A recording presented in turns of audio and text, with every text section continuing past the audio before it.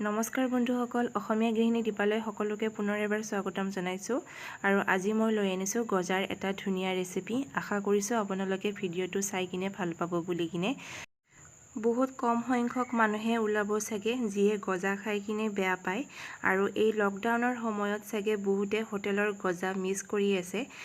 আৰু এই ভিডিঅ'টো সম্পূৰ্ণ চালে আপোনালোকেও সহজে গজা ঘৰতে বনাব পাৰিব।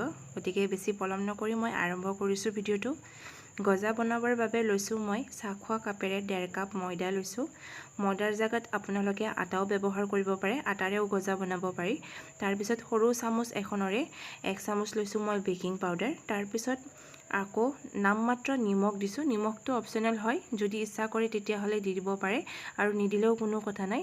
তাৰপিছত এই তিনিওটা বস্তু মই ভালদৰে মিলাই লৈছোঁ। নিমখ, বেকিং সোডা আৰু ময়দাখিনি ভালদৰে মিলাই লৈছোঁ। তাৰপিছত ভাত খোৱা চামুচেৰে 3 চামুচ মই ইয়াতে ঘি দিছোঁ। ঘি দিলে এটা ধুনীয়া গোন্ধ ওলায়, সেইবাবে ঘি ব্যৱহাৰ কৰিছোঁ। আপোনালোকৰ তাত যদি ঘি নাই তেতিয়াহ'লে ৰিফাইন তেল ব্যৱহাৰ কৰিব, কিন্তু ঘি দিলে এটা ধুনীয়া গোন্ধ ওলায় বাবে মই ঘি ব্যৱহাৰ কৰিছোঁ। তাৰপিছত এতিয়া ঘি আৰু ময়দাখিনি বহুত ভালদৰে সানিব লাগিব। মেইন আচলতে এইটোৱে কাম হয় যেতিয়া আপোনালোকে গজা বনাব। মেইন কাম এইখিনিয়ে হয় যেতিয়া আপুনি ঘি আৰু ময়দাখিনি ভালদৰে সানে। ময়দা আৰু ঘিখিনি এনেকুৱাকৈ সানিব লাগিব যাতে ময়দাৰ লগত ঘিখিনি একেবাৰে ভালদৰে মিলি যায়। এয়া দেখিছে মই দুখন হাতেৰে এই ধৰণে মিলাই কিনে ময়দাখিনি সানি লৈছোঁ। ময়দা আৰু ঘিখিনি এইখিনিয়ে মেইন কাম হয়। এইখিনি যদি আপুনি ভালকৈ কৰে তেতিয়াহ'লে গজাকেইটা ধুনীয়া হয় বনোৱাত। আৰু এই ধৰণে মই মিলাই গৈ আছোঁ। আৰু দেখিছে এই ধৰণে হাতেৰে এটা মুঠি বান্ধি কিনে চাব, ময়দাখিনিৰ পৰা এনেকৈ লাড্ডু এটা বনাই ল'ব। এয়া দেখিছে মানে ময়দাখিনি আৰু ঘিখিনি ভালদৰে মিলি গৈছে।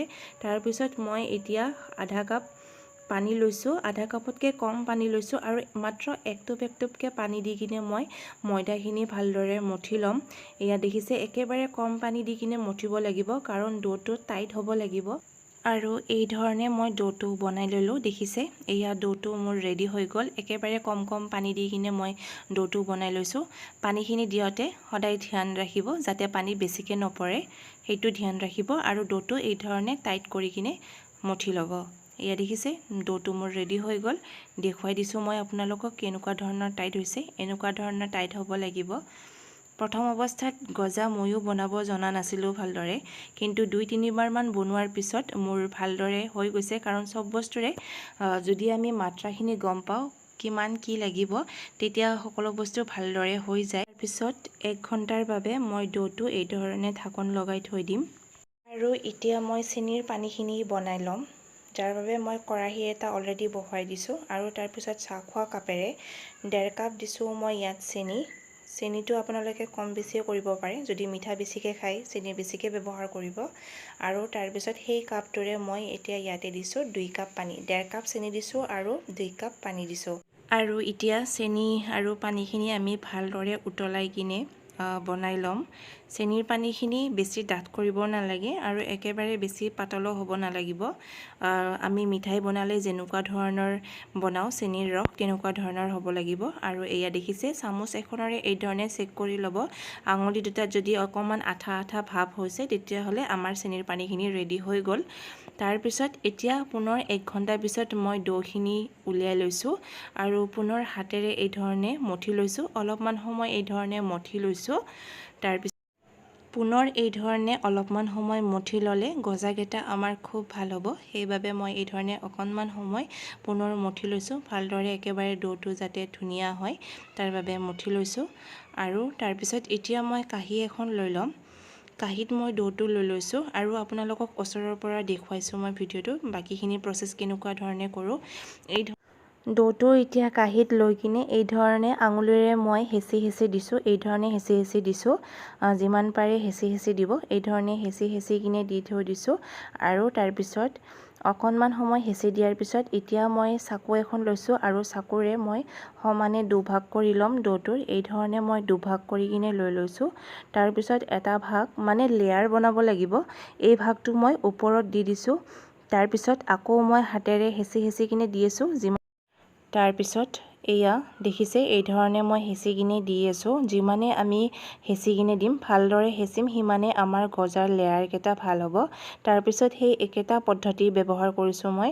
আকৌ মই কাটি দিছোঁ, মাজেৰে দুভাগ কৰিছোঁ, তাৰপিছত পুনৰ মই ওপৰত দি দিছোঁ আৰু ছেম সেই একেদৰে আঙুলিৰে হেঁচি হেঁচি কিনে লেয়াৰটো বনাই গৈ আছোঁ। এই ধৰণে আমি গজাকেইটা ৰেডি কৰিব লাগিব আৰু ছাইডবিলাকো আমি ভালদৰে হেঁচি দিম।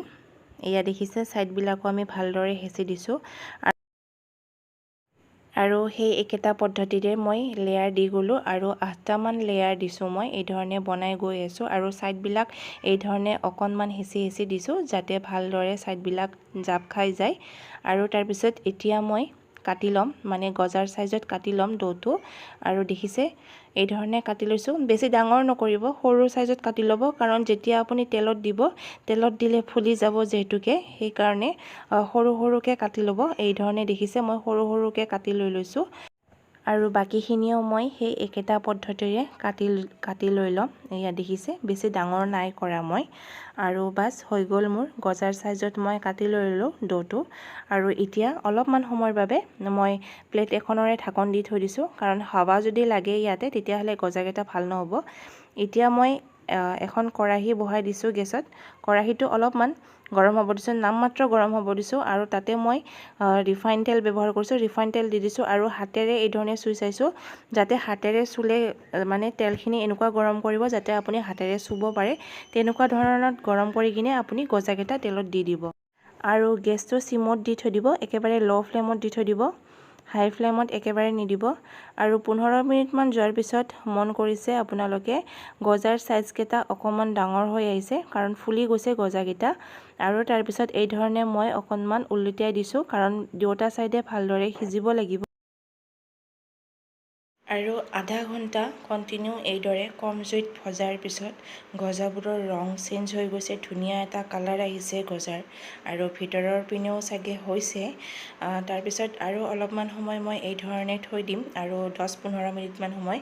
গতিকে গজা ভাজিবৰ বাবে আমাক মিনিমাম 45 মিনিটমান সময় লাগেই, যদি ভাল কালাৰ এটা লাগে।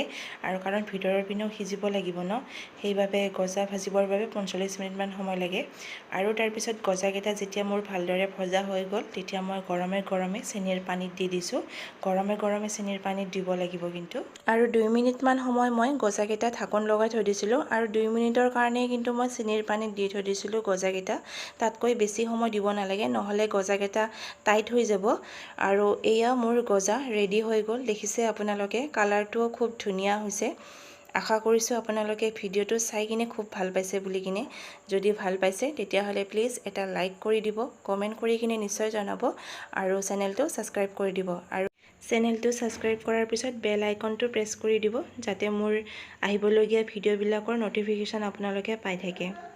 দেখিলে আপোনালোকে গজা বনাবলৈ ইমান এটা কঠিন নহয়, গতিকে আপোনালোকেও ট্ৰাই কৰিব আৰু কমেণ্ট কৰি কিনে কিন্তু নিশ্চয় জনাব। আৰু এটা মই আপোনালোকক ফালি কিনে দেখুৱাই দিছোঁ ভিতৰৰ পিনে কেনেকুৱা হৈছে। এয়া দেখিছে ভিতৰৰ পিনেও বহুত ছফ্ট হৈছিলে, একেবাৰে হোটেলৰ দৰে হৈছে খাবলৈ। আজিলৈ আহিছোঁ, লগ পাম মই আপোনালোকক পুনৰ এটা নতুন ৰেচিপিৰ সৈতে এটা নতুন ভিডিঅ'ত। তেতিয়ালৈকে ভালকৈ থাকক, ঘৰত থাকক আৰু সুস্থ হৈ থাকক।